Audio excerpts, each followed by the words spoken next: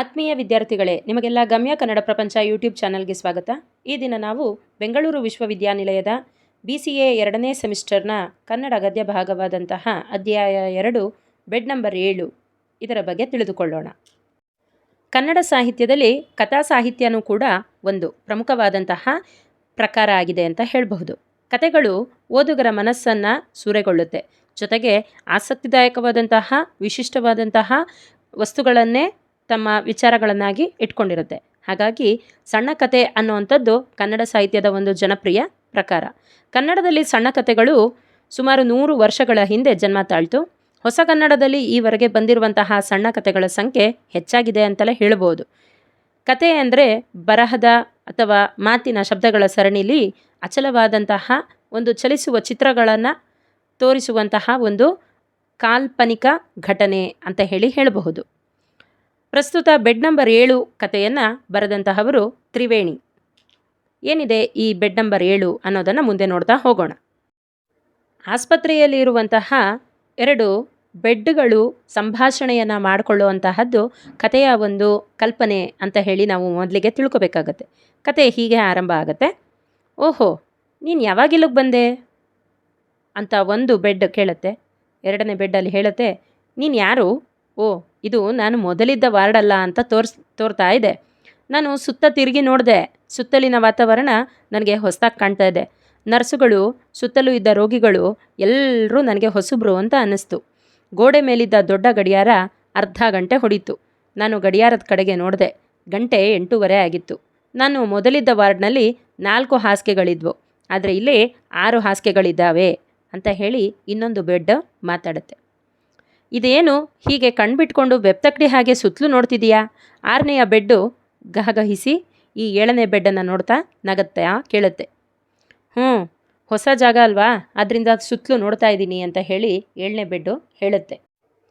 ಅಷ್ಟರಲ್ಲಿ ಅಲ್ಲಿಗೆ ಮೇಲ್ ನರ್ಸೊಬ್ಬ ಬರುವಂತಹ ಹೆಜ್ಜೆ ದನಿ ಕೇಳಿ ಬೆಡ್ಡು ಮಾತಾಡ್ತಾ ಇದ್ದದ್ದು ಸುಮ್ಮನಾಗತ್ತೆ. ಆ ಮೇಲ್ ನರ್ಸ್ ಬಂದು ಒಂದು ಚೀಟಿಯನ್ನು ತಗಲು ಹಾಕಿ ಹೋಗ್ತಾನೆ. ಆ ಚೀಟಿಯನ್ನು 7ನೇ ಬೆಡ್ಡು ನಿಧಾನವಾಗಿ ಓದತ್ತೆ. ಓ, ಬೆಡ್ ನಂಬರ್ 7. ಓಹೋ, ಇಂದಿನಿಂದ ನನಗೆ ಬೇರೆ ಹೆಸರು ಬಂದುಬಿಟ್ಟಿದೆ ಅಂತ ಹೇಳುತ್ತೆ. ಆಗ ಅಲ್ಲಿದ್ದಂತಹ 6ನೇ ಬೆಡ್ಡು, ಇದುವರೆಗೂ ಯಾವ ಹೆಸರಿತ್ತು ನಿಮಗೆ ಅಂತ ಕೇಳುತ್ತೆ. ಆಗ ಅದು ಹೇಳುತ್ತೆ, ಬೆಡ್ ನಂಬರ್ 3 ಇದುವರೆಗೆ ನನ್ನ ಹೆಸರಾಗಿತ್ತು ಅಂತ ಹೇಳುತ್ತೆ. ನಮ್ಮ ಬಾಳು ಈ ರೋಗಿಗಳ ಸೇವೆಯಲ್ಲೇ ಆಗೋಯ್ತು. ನನಗಂತೂ ಈ ಬಾಳು ತುಂಬ ಬೇಸರ ಆಗಿದೆ. ನೀನೇನು ಬೇಕಾದರೂ ಹೇಳು, ಇದಕ್ಕಿಂತ ಸಾವೇ ಉತ್ತಮ ಅಂತ ಅನ್ನಿಸ್ಬಿಡುತ್ತೆ. 6ನೇ ಬೆಡ್ಡು ತುಂಬ ಬೇಸರದಿಂದ ಹೇಳುತ್ತೆ. ಅದಕ್ಕೆ ಈ 7ನೇ ಬೆಡ್ಡು ಪ್ರತ್ಯುತ್ತರವನ್ನು ಕೊಡೋದಿಲ್ಲ, ಮೌನವಾಗಿ ಇರುತ್ತೆ. ಆ ಮೌನವಾಗಿರೋದನ್ನು ನೋಡಿ ಮತ್ತೆ ಕೇಳುತ್ತೆ, ನಿನಗೆ ಹಾಗನ್ಸಲ್ವಾ? ನಿನಗೆ ರೋಗಿಗಳ ಸಹವಾಸ ಬೇಸರ ಆಗಿಲ್ವಾ ಅಂತ ಕೇಳುತ್ತೆ. ಆಗ 7ನೇ ಬೆಡ್ ಹೇಳುತ್ತೆ, ಇದರಲ್ಲಿ ನಂಗೆ ಆನಂದ ಇದೆ ಅಂತ ಹೇಳುತ್ತೆ. 6ನೇ ಬೆಡ್ಡು ಸಂತಾಪದಿಂದ ನುಡಿಯುತ್ತೆ, ಆನಂದ ಅಂತೆ ಆನಂದ, ನೀನೊಬ್ಬ ಮೂರ್ಖ, ಕಡು ಮೂರ್ಖ. ಸದಾ ರೋಗಿಗಳ ನರಳಾಟ, ಕೆಮ್ಮು, ವಾಂತಿ ಯಾರಿಗೆ ಬೇಕು? ಇದೆಲ್ಲ ನೋಡಿ ನೋಡಿ ನೋಡಿ ತಲೆ ಚಿಟ್ಟಿಡ್ದೋಗಿದೆ.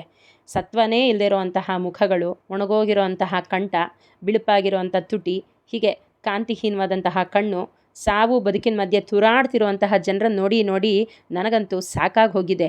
ಜೀವನದಲ್ಲಿ ಶಾಂತಿನೇ ಇಲ್ಲ, ಸೌಂದರ್ಯನೂ ಇಲ್ಲ. ಸುಖ ಸೌಂದರ್ಯ ನೋಡೋದಕ್ಕೋಸ್ಕರ ಕಣ್ಣು ಹಾತೊರಿತಾ ಇದೆ. ನಿನಗನ್ಸಲ್ವಾ ಹಾಗೆ ಅಂತ 6ನೇ ಬೆಡ್ ಹೇಳುತ್ತೆ. ಆಗ 7ನೇ ಬೆಡ್ ಹೇಳುತ್ತೆ, ಇಲ್ಲ ಗೆಳೆಯ, ಸುಖ ಸೌಂದರ್ಯ ಯಾವಾಗಲೂ ಕೂಡ ಕ್ಷಣಿಕವಾದದ್ದು. ಆ ಕ್ಷಣಿಕವಾದದ್ದಕ್ಕೆ ನಾನು ಬೆಲೆ ಕೊಡೋದಿಲ್ಲ ಅಂತ ಹೇಳುತ್ತೆ. ಆಗ 6ನೇ ಬೆಡ್ ಹೇಳುತ್ತೆ, ನೀನೊಬ್ಬ ಹುಚ್ಚ. ಸುಖ ಸೌಂದರ್ಯಕ್ಕಾಗಿ ನಾನು ಎಷ್ಟು ಹಂಬಲಿಸ್ತಾ ಇದ್ದೀನಿ ಅಂತ ನಿಂಗೇನು ಗೊತ್ತು? ಈ ರೋಗಿಗಳ ಸಹವಾಸದ ಬದಲು ಮುಗ್ಧೆ ಒಬ್ಬಳ ಸಾನ್ನಿಧ್ಯ ನನಗೆ ಇದ್ದಿದ್ರೆ ಆಹಾ ಎಷ್ಟು ಚೆನ್ನಾಗಿರ್ತಿತ್ತು ಅಂತ ಹೇಳಿ 6ನೇ ಬೆಡ್ಡು ಕನಸು ಕಾಣ್ತಿರೋ ಹಾಗೆ ತನ್ನ ಮಾತನ್ನು ಆಡುತ್ತೆ. 6ನೇ ಬೆಡ್ಡು ತನ್ನ ಕನಸನ್ನು ಮುಂದುವರಿಸ್ಕೊಳ್ತಾ ಹೇಳುತ್ತೆ, ಯಾರಾದರೂ ಚೆಲುವೆ ಒಬ್ಬಳ ಮೃದು ಸ್ಪರ್ಶ ನನಗೆ ದಿನ ಸಿಕ್ಕಿದ್ದಿದ್ರೆ ಎಷ್ಟು ಚೆನ್ನಾಗಿರ್ತಿತ್ತು. ಅವಳು ಮಲ್ಲಿಗೆ ಹೂವು ಮುಡ್ಕೊಂಡಿದ್ದಿದ್ರೆ ಅದೆಲ್ಲ ನನ್ನ ದೇಹವೆಲ್ಲ ಪರಿಮಳಮಯವಾಗಿರ್ತಿತ್ತು. ಅವಳ ಬಳೆಗಳ ನಾದ ನನಗೆ ಜೋಗುಳ ಹಾಡ್ದಂಗೆ ಇರ್ತಿತ್ತು. ಅವಳು ತನ್ನ ಕೆನ್ನೆಯನ್ನು ನನಗೊತ್ತಿ ನಿದ್ರೆ ಮಾಡ್ತಾಯಿದ್ರೆ ಆಹಾ ನನ್ನೆಲ್ಲ ನೋವನ್ನು ನಾನು ಮರಿಬೋದಿತ್ತು ಅಂತ ಹೇಳಿ ಹೀಗೆ 6ನೇ ಬೆಡ್ಡು ತನ್ನ ಕನಸುಗಳನ್ನೆಲ್ಲ ಹೇಳ್ತಾ ಹೋಗುತ್ತೆ. ಆಗ 7ನೇ ಬೆಡ್ ಹೇಳುತ್ತೆ, ಗೆಳೆಯ ಎಚ್ಚರ ಮಾಡ್ಕೋ, ನೀನು ಯಾಕೋ ಹಗಲ್ಗನ್ಸು ಕಾಣ್ತಿದ್ಯಾ ಅನಿಸುತ್ತೆ ಅಂತ ಹೇಳಿ 6ನೇ ಬೆಡ್ಡಿನ ಅನ್ಯಮನಸ್ಕತೆಯನ್ನು ಈ 7ನೇ ಬೆಡ್ಡು ತೆಗೆದುಹಾಕುವಂತಹ ಪ್ರಯತ್ನವನ್ನು ಮಾಡುತ್ತೆ. ಆಗ 6ನೇ ಬೆಡ್ಡು, ನೀನು ಪಾಪಿ, ನನ್ನನ್ನು ಯಾಕೆ ಆ ಕನಸಿಂದ ಕೂಗಿ ಎಬ್ಬಿಸ್ದೆ, ಈ ನರಕಕ್ಕೆ ಎಳ್ಕೊಂಡು ಬಂದೆ. ಈ ರೋಗಿಗಳ ಮೂಳೆಯ ದೇಹದಿಂದ ನನ್ನ ದೇಹ ಬಡಕಲಾಗೋಗ್ಬಿಟ್ಟಿದೆ. ಇವರು ಬೆಳೆದ ಗಡ್ಡ ನನ್ನನ್ನು ಹಿಂಸೆ ಮಾಡ್ತಾ ಇದೆ. ನೀನು ಆ ಸುಂದರ ದೃಶ್ಯವನ್ನು ಕಾಣೋದಕ್ಕೂ ಕೂಡ ಬಿಡಲಿಲ್ವಲ್ಲ ನನ್ನ ಅಂತ ಹೇಳಿ ಬೈಯತ್ತೆ. ಆಗ 7ನೇ ಬೆಡ್ ಹೇಳುತ್ತೆ, ಖಂಡಿತ ಇಲ್ಲ ಗೆಳೆಯ, ನನ್ನ ಜೀವನದಲ್ಲಿ ಭೋಗಕ್ಕಿಂತ ತ್ಯಾಗಕ್ಕೆ ಹೆಚ್ಚಿನ ಸ್ಥಾನನ ಕೊಡ್ತೇನೆ ಅಂತ ಹೇಳುತ್ತೆ. ಆಗ 6ನೇ ಬೆಡ್ಡು, ಸರಿ ಬಿಡಪ್ಪ, ನೀನೊಬ್ಬ ಹುಚ್ಚ ಅಂತ ಹೇಳಿ ಸುಮ್ಮನಾಗುತ್ತೆ. ಅಲ್ಲಿ ನೋಡು, ಹೊಸ ರೋಗಿಯನ್ನು ಈ ಕಡೆಗೆ ಕರ್ಕೊಂಬರ್ತಿದ್ದಾರೆ ಅಂತ ಹೇಳುತ್ತೆ. ಇಬ್ಬರು ಕೂಡ ಅದೇ ಕಡೆಗೆ ನೋಡ್ತಾರೆ. ಆ ಹೊಸ ರೋಗಿಗೆ 30 ವರ್ಷಗಳಿರ್ಬೋದು. ರೋಗ ಅವನ ದೇಹದ ಮೇಲೆ ದಾಳಿ ಮಾಡಿಬಿಟ್ಟಿತ್ತು. ಆತನ ತಲೆ ಕೂದಲೆಲ್ಲ ಕೆದರಿ ಕಣ್ಣುಗಳಲ್ಲಿ ಭಯ, ಕಳವಳ, ಆತಂಕ ತುಂಬ್ಕೊಂಡ್ಬಿಟ್ಟಿತ್ತು. ಮುಖ ಒಣಗಿ ಹೋಗಿತ್ತು. ಅದನ್ನ ನೋಡ್ತಿದ್ದ ಹಾಗೆ, ಅಯ್ಯೋ ಪಾಪ, ಈ ರೋಗ ಇನ್ನೂ ಹೊಸದಾಗಿ ಅಂಟ್ಕೊಂಡಿರಬೇಕು, ಆದ್ದರಿಂದನೇ ಮುಖದಲ್ಲಿ ಇನ್ನೂ ಜೀವಂತದ ಕಳೆ ಇದೆ, ಪಾಪ ಹೆದರಿ ನಡುಗ್ತಾ ಇದ್ದಾನೆ ಅವನು ಅಂತ ಹೇಳುತ್ತೆ 7ನೇ ಬೆಡ್ಡು. ಕೂಡಲೇ 6ನೇ ಬೆಡ್ಡು ಉತ್ಸಾಹದಿಂದ ಕೂಗಿ ಹೇಳುತ್ತೆ, ಅವನ ಪಕ್ಕದಲ್ಲಿ ಬರ್ತಿರುವಂತಹ ಚೆಲುವೆನ ನೋಡು, ಬಹುಶಃ ಅವನ ಹೆಂಡತಿ ಇರಬೇಕು. ಆಹಾ, ಎಷ್ಟು ಸೌಂದರ್ಯವಂತಳಾಗಿದ್ದಾಳವಳು. ಸೃಷ್ಟಿಕರ್ತ ತನ್ನ ಜಾಣ್ಮೆನೆಲ್ಲ ಅವಳನ್ನ ಸೃಷ್ಟಿ ಮಾಡೋದಕ್ಕೆ ಖರ್ಚು ಮಾಡಿರಬೇಕು ಅನಿಸುತ್ತೆ. ಕಣ್ಣುಗಳಲ್ಲಿ ಎಷ್ಟು ಆರೋಗ್ಯ, ಯೌವನ ಕೂಡಿದೆ. ಆ ದುಂಡು ದೇಹದ ಸೊಬಗು ಕಣ್ಣು ಸೆಳೆಯೋ ಹಾಗಿದೆ ಅಂತ ಹೇಳಿ ಆ ರೋಗಿಯ ಹೆಂಡತಿಯ ಸೌಂದರ್ಯವನ್ನು ನೋಡಿ 6ನೇ ಬೆಡ್ಡು ಸಂತೋಷವನ್ನು ಪಡುತ್ತೆ. ಆದರೆ ನನ್ನ ಗಮನ ರೋಗಿಯಲ್ಲಿ ನೆಟ್ಟಿತ್ತು. ಅವನು ಜೀವನದಲ್ಲಿ ತನಗೆ ದೊರೆತ ಪೆಟ್ಟಿಂದ ಚಳಿ ಬಂದವನಂತೆ ನಡುಗ್ತಿದ್ದ ಅಂತ ಹೇಳಿ 7ನೇ ಬೆಡ್ಡು ಹೇಳುತ್ತೆ. ಅಷ್ಟೊತ್ತಿಗೆ ಮತ್ತೆ 6ನೇ ಬೆಡ್ಡು, ಅವಳ ಮುಖದ ಬಣ್ಣ ನೋಡು. ನಾನು ನಿದ್ದೆಯಿಂದ ಎಚ್ಚೆತ್ತವನಂತೆ 6ನೇ ಬೆಡ್ಡಿನ ಕಡೆ ತಿರುಗಿದೆ. ಅದು ಮುಕ್ತ ಕಂಠದಿಂದ ಆ ರೋಗಿಯ ಹೆಂಡತಿಯ ಚೆಲುವನ್ನು ಬಣ್ಣಿಸ್ತಾ ಇತ್ತು. 7ನೇ ಬೆಡ್ಡು ಕೇಳುತ್ತೆ, ನೀನು ಯಾರ ವಿಚಾರ ಹೇಳ್ತಿದ್ಯಾ ಅಂತ. ಆಗ 6ನೇ ಬೆಡ್ ಹೇಳುತ್ತೆ, ಕುರುಡ, ನಿನಗೆ ಕಣ್ಣಿದ್ದು ವ್ಯರ್ಥ. ಎದುರಿಗೆ ನಿಂತಿರುವಂತಹ ಸೌಂದರ್ಯವನ್ನು ಕೂಡ ನೋಡೋಕ್ಕಾಗ್ತಿಲ್ಲ ನಿನಗೆ. ಅವಳೇ ನೋಡು, ರೋಗಿಯ ಹಿಂದೆ ಬರ್ತಿದ್ದಾಳೆ. ಅವಳನ್ನು ನಾನು ಇದುವರೆಗೂ ಗಮನಿಸಿಯೇ ಇರಲಿಲ್ಲ ಅಂತ ಹೇಳುತ್ತೆ 7ನೇ ಬೆಡ್. ಆಗ 6ನೆಯ ಬೆಡ್ಡು ನನ್ನ ಗಮನವನ್ನು ಅವಳ ಕಡೆ ಸೆಳೆಯೋದಕ್ಕೆ ನೋಡಿದೆ. ಅದು ಅವಳು ನಿಜವಾಗಿಯೂ ಸುಂದರವಾಗಿದ್ಲು ಅನ್ನೋವಂಥದ್ದು ಮನನ ಆಗತ್ತೆ. ಹೀಗೆ 6ನೇ ಬೆಡ್ಡು ರೋಗಿಯ ಹೆಂಡತಿಯನ್ನು ಕುರಿತು ವರ್ಣನೆ ಮಾಡ್ತಿದ್ದಂಥ ಸಂದರ್ಭದಲ್ಲೇ ವಾರ್ಡ್ ಬಾಯ್ ಹೇಳ್ತಾನೆ, ಇದೇ ನಿಮ್ಮ ಹಾಸಿಗೆ, ಬಂದು ಮಲಗಿಕೊಳ್ಳಿ ಅಂತ ಹೇಳ್ತಾನೆ. ಆಗ ಆ ರೋಗಿ ಮಂಚದ ಮೇಲೆ ಕುಳಿತು ಹೆಂಡತಿಯ ಕಡೆ ನೋಡ್ತಾನೆ. ಅವಳು ಕೂಡ ಮಂಚದ ಪಕ್ಕದಲ್ಲಿದ್ದ ಕುರ್ಚಿನ ಎಳ್ಕೊಂಡು 6ನೇ ಬೆಡ್ಡಿಗೆ ಬೆನ್ನು ಮಾಡಿ ಗಂಡನ ಮುಖ ನೋಡ್ತಾ ಕೂತ್ಕೋತಾಳೆ.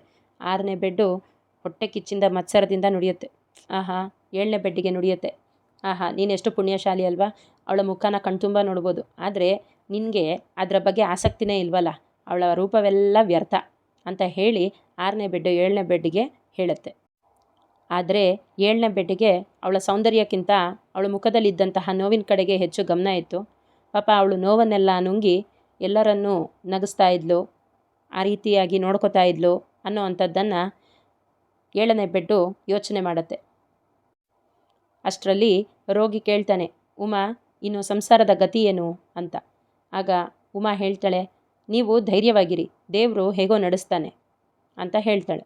ಮತ್ತೆ ಗಂಡ, ಹಾಗಲ್ಲ ಉಮಾ, ನಾನು ಈ ನರಕದಿಂದ ಹೊರಗಡೆ ಬೀಳಬೇಕಾದ್ರೆ ಎಷ್ಟು ವರ್ಷ ಆಗುತ್ತೋ ಏನೋ, ಅದುವರೆಗೂ ಅಪ್ಪಂಗೆ ಬರುವಂತಹ 50-100 ರೂಪಾಯಿ ಪೆನ್ಷನಲ್ಲಿ ಜೀವನ ಸಾಗಿಸೋಕ್ಕಾಗುತ್ತಾ ಅಂತ ಕೇಳ್ತಾನೆ. ಆಗ ಹೆಂಡತಿ ಹೇಳ್ತಾಳೆ, ನಾನು ಎಲ್ಲಾದರೂ ಕೆಲಸ ಹುಡುಕಿ ಕೆಲಸಕ್ಕೆ ಸೇರ್ಕೋತೀನಿ ಅಂತ ಹೇಳ್ತಾಳೆ.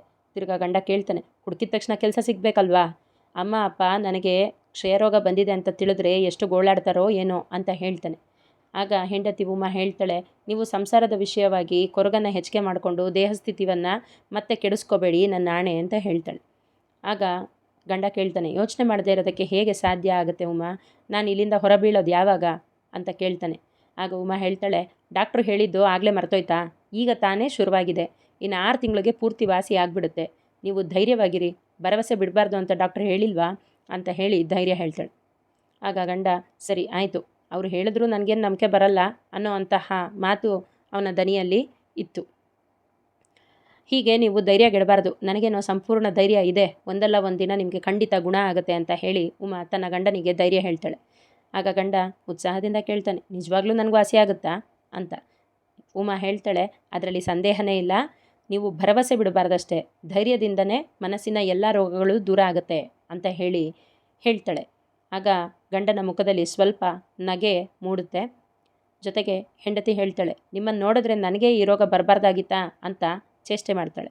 ಆಗ ಗಂಡ ಹೇಳ್ತಾನೆ, ಛೀ ಅಂಥ ಮಾತು ಯಾಕೆ ಆಡ್ತೀಯಾ, ನೀನಾದರೂ ಸುಖವಾಗಿದೆಯಾ ಇರು ಅಂತ ಹೇಳ್ತಾನೆ. ಅದಕ್ಕೆ ಉಮಾ ಕೇಳ್ತಾಳೆ, ಯಾಕೆ ಬರಬಾರ್ದು, ಸುಖವಾಗಿ ಮಲಗಿರೋ ಕಡೆಲೇ ಎಲ್ಲ ರಾಜೋಪಚಾರ ಆಗುತ್ತೆ ಅಂತಂದರೆ ನಾಳೆನೇ ಬೇಕಾದರೆ ನನಗೆ ಆ ರೋಗ ಬರಲಿ, ತೊಂದರೆ ಇಲ್ಲ, ನಾಳೆ ಬರುವಾಗ ಹಣ್ಣು ಮತ್ತು ಮೊಟ್ಟೆಗಳನ್ನ ತರ್ತೀನಿ, ಸರಿ ನಾನಿನ್ನು ಬರಲ್ಲ ಅಂತ ಹೇಳಿ ಹೆಂಡತಿ ಅಲ್ಲಿಂದ ಹೊರಡ್ತಾಳೆ. ಗಂಡ ಬಸ್ಸಲ್ಲಿ ಹೋಗು ಅಂತ ಹೇಳ್ತಾನೆ. ಅದಕ್ಕೆ ಬಸ್ಸಲ್ಲಿ ಹೋದರೆ ಮತ್ತೆ ಹಣ ಖರ್ಚಾಗ್ತದೆ ಅಂತ ಹೆಂಡತಿ ಹೇಳ್ತಾಳೆ. ಅದಕ್ಕೆ ಗಂಡ, ಈ ಬಿಸಿಲಲ್ಲಿ ನಡಿಬೇಡ, ಕೊನೆಗೆ ನೀನು ಕೂಡ ಹುಷಾರು ತಪ್ಪಿದರೆ ಏನು ಮಾಡೋದು ಅಂತ ಹೇಳ್ತಾಳೆ. ನಾನು ಬಾಗಿಲವರೆಗೆ ಬರ್ತೇನೆ ಅಂತಾನೆ. ಜೊತೆಗಳು ಹೇಳ್ತಾಳೆ, ಏನು ಬೇಡ, ನೀವು ಮಲ್ಕೊಳ್ಳಿ, ನಾನು ನಾಳೆ ಸಂಜೆ ಬರ್ತೀನಿ ಅಂತ ಹೇಳಿ ಉಮಾ ಅಲ್ಲಿಂದ ಎದ್ದು ನಿಂತು ಹೊರಡ್ತಾಳೆ. ಹೀಗೆ ಉಮಾ ಎದ್ದು ನಿಂತು ಹೊರಡ್ತಾಳೆ. ಅವಳು ಕಣ್ಮರೆ ಆಗ್ತಿದ್ದ ಹಾಗೇನೆ 6ನೇ ಬೆಡ್ಡಲ್ಲಿ ಮಲಗಿದಂತಹ ವ್ಯಕ್ತಿ ಕುತೂಹಲದಿಂದ 7ನೇ ಬೆಡ್ಡಲ್ಲಿ ಮಲಗಿದಂತಹ ವ್ಯಕ್ತಿಯನ್ನು ಪ್ರಶ್ನೆ ಮಾಡ್ತಾನೆ, ನಿಮ್ಮ ಹೆಸರೇನು ಅಂತ. ಆಗ ಅವ್ರು ಹೇಳ್ತಾರೆ, ವಿಶ್ವನಾಥರಾವ್ ಅಂತ. ಈ ರೋಗ ಶುರುವಾಗಿ ಎಷ್ಟು ದಿನ ಆಯಿತು ಅಂತ ಕೇಳ್ತಾರೆ. ಈಗ ತಾನೇ ಶುರುವಾಗಿದೆ, ವಾಸಿ ಮಾಡ್ತೀನಿ ಅಂತ ಡಾಕ್ಟ್ರು ಹೇಳಿದ್ದಾರೆ ಅಂತ ಹೇಳ್ತಾ, ನೀವು ಇಲ್ಲಿಗೆ ಬಂದು ಎಷ್ಟು ದಿನ ಆಯಿತು ಅಂತ ವಿಶ್ವನಾಥರಾವ್ 6ನೇ ಬೆಡ್ಡಲ್ಲಿರುವಂಥ ವ್ಯಕ್ತಿಯನ್ನು ಕೇಳ್ತಾರೆ.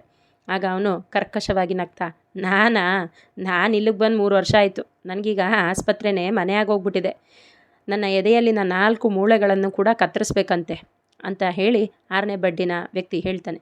ವಿಶ್ವನಾಥಂಗೆ ಒಂದೇ ಸಲ ಮೈ ಜುಮ್ ಅನ್ನತ್ತೆ. ಅವನ ಕಂಪನವನ್ನು ಗಮನಿಸಿ ಆತ ನುಡಿತಾನೆ, ಕ್ಷಮಿಸಿ, ಮೇ ಬಿ ನಿಮ್ಮನ್ನು ನಾನು ಹೆದರಿಸ್ಬಿಟ್ಟೆ ಅನಿಸುತ್ತೆ, ಎಲ್ಲರೂ ನನ್ನಂತೆ ದುರದೃಷ್ಟಶಾಲಿಗಳಾಗಿರಲ್ಲ, ನೀವು ಪುಣ್ಯ ಮಾಡಿದರೆ ಒಂದಲ್ಲ ಒಂದು ದಿನ ನೀವು ಇಲ್ಲಿಂದ ಹೊರಗಡೆ ಹೋಗ್ಬೋದು, ಬಂದಿದ್ರಲ್ಲ ಅವರು ನಿಮ್ಮ ಹೆಂಡ್ತಿನ ಅಂತ ಹೇಳಿ ಕೇಳ್ತಾನೆ. ಆಗ ಇವನು ಹೌದು ಅಂತ ಹೇಳ್ತಾಳೆ. ಪಾಪ ತಂದೆ ತಾಯಿ ಇದ್ದಾರಾ ಅಂತ ಕೇಳ್ತಾನೆ. ಆಗ ವಿಶ್ವನಾಥರಾವ್ ಇದ್ದಾರೆ ಅಂತ ಹೇಳ್ತಾನೆ. ಮಕ್ಕಳಿದ್ದಾರಾ ಅಂತ ಕೇಳ್ತಾನೆ. ಆಗ ವಿಶ್ವನಾಥರಾವ್ 4 ವರ್ಷದ ಒಬ್ಬ ಮಗ ಇದ್ದಾನೆ ಅಂತ ಹೇಳಿ ಮಲ್ಕೊಳ್ತಾನೆ. ಅಷ್ಟೊತ್ತಿಗೆ ಮತ್ತೆ 6ನೇ ಬೆಡ್ಡು ಮತ್ತು 7ನೇ ಬೆಡ್ಡು ಮಾತಾಡೋದಕ್ಕೆ ಶುರು ಮಾಡುತ್ತೆ. 6ನೇ ಬೆಡ್ಡು ಕೂಗುತ್ತೆ, ಗೆಳೆಯ ಯಾಕೆ ಮಾತಾಡ್ತಾ ಇಲ್ಲ ಅಂತ ಕೂಗುತ್ತೆ. ಏನು ಮಾತಾಡಲಿ ಅಂತ 7ನೇ ಬೆಡ್ ಹೇಳುತ್ತೆ. ಅವಳು ಹೋದ್ಮೇಲೆ ವಾರ್ಡೆಲ್ಲ ಮಂಕಾಯ್ತಲ್ವಾ ಅಂತ ಕೇಳುತ್ತೆ. ನೀನು ಬರೀ ಅವಳು ಸೌಂದರ್ಯ ನೋಡೋದ್ರಲ್ಲೇ ಇರು ಆಯಿತಾ, ಆ ಸೌಂದರ್ಯದಲ್ಲಿ ನೋವಿತ್ತಲ್ಲ, ಆ ನೋವು ನಿಂಗೆ ಯಾಕೆ ಕಾಣಿಸಲ್ಲ ಅಂತ 7ನೇ ಬೆಡ್ಡು ಕೇಳುತ್ತೆ. ಆಗ 6ನೇ ಬೆಡ್ ಹೇಳುತ್ತೆ, ನನಗೆ ನೋವು ಬೇಡ, ದಿನ ನಾವು ನೋಡೋದೇ ನೋವು ನರಳಾಟ ಅಂಥದ್ನೇ, ಆದ್ದರಿಂದ ನನಗೆ ಸೌಂದರ್ಯ ಬೇಕು ಅಂತ 7ನೇ ಬೆಡ್ಡು 6ನೇ ಬೆಡ್ಡು 7ನೇ ಬೆಡ್ಡಿಗೆ ಹೇಳುತ್ತೆ. ರೋಗಿಗಳಿಗೆ ನಮ್ಮ ಅಗತ್ಯ ಹೆಚ್ಚಲ್ವಾ ಅಂತ ಹೇಳಿ ಕೇಳುತ್ತೆ. ನಿನ್ನ ಕೈಲಿ ಮಾತಾಡಿ ಪ್ರಯೋಜನ ಇಲ್ಲಪ್ಪ ಅಂತ ಹೇಳಿ 6ನೇ ಬೆಡ್ಡು ಸುಮ್ಮನಾಗತ್ತೆ. ಮಾರನೇ ದಿನ ಆಗುತ್ತೆ. ಉಮಾ ಸಂಜೆ ವೇಳೆಗೆ ನಗ್ನಗ್ತಾ ರೋಗಿಯಾಗಿದ್ದಂತಹ ವಿಶ್ವನಾಥರಾವನ ನೋಡೋದಕ್ಕೆ ಬರ್ತಾಳೆ. 6ನೇ ಬೆಡ್ಡು ಸಂತೋಷದಿಂದ ಕೂಗುತ್ತೆ, ಅಗೋ ನೋಡಲಿ ನನ್ನ ಚೆಲುವಿನ ರಾಣಿ ಬಂದ್ಲು ಅಂತ ಹೇಳುತ್ತೆ. ವಿಶ್ವನಾಥ ಉತ್ಸಾಹದಿಂದ ಎದ್ದು ನಿಂತ್ಕೊಂಡು ಹೆಂಡತಿ ಮಗನನ್ನು ನೋಡ್ತಾನೆ. ನೋಡಿದಾಗ, ಓ ಮಗನನ್ನು ಕರ್ಕೊಂಡು ಬಂದಿದ್ಯಾ, ರಾಜನನ್ನು ಕರ್ಕೊಂಡು ಬಂದಿದ್ಯಾ ಅಂತ ಹೆಂಡತಿಯನ್ನು ಕೇಳ್ತಾಳೆ. ಆಗ ಹೆಂಡತಿ ಹೇಳ್ತಾಳೆ, ಹೌದು, ನಾನು ಅಣ್ಣನ ನೋಡಬೇಕು ಅಂತೇಳಿ ಹಠ ಮಾಡ್ದೆ, ಅದಕ್ಕೆ ಕರ್ಕೊಂಡು ಬಂದೆ. ತಂದೆ ಮುಖ ನೋಡಿದ ತಕ್ಷಣ ರಾಜ ತಾಯಿಯ ಕೈ ಬಿಟ್ಟು ಓಡಿ ಬಂದು ತಂದೆನ ತಪ್ಕೊಳ್ತಾನೆ. ವಿಶ್ವನಾಥ ಮಗನನ್ನು ಎದೆಗೊತ್ಕೋತಾನೆ. ನೋಡಿ ಇವತ್ತು ನಿಮ್ಮ ಮುಖ ಎಷ್ಟು ಗೆಲುವಾಗಿದೆ ಅಂತ ಹೆಂಡತಿ ಕೇಳ್ತಾಳೆ.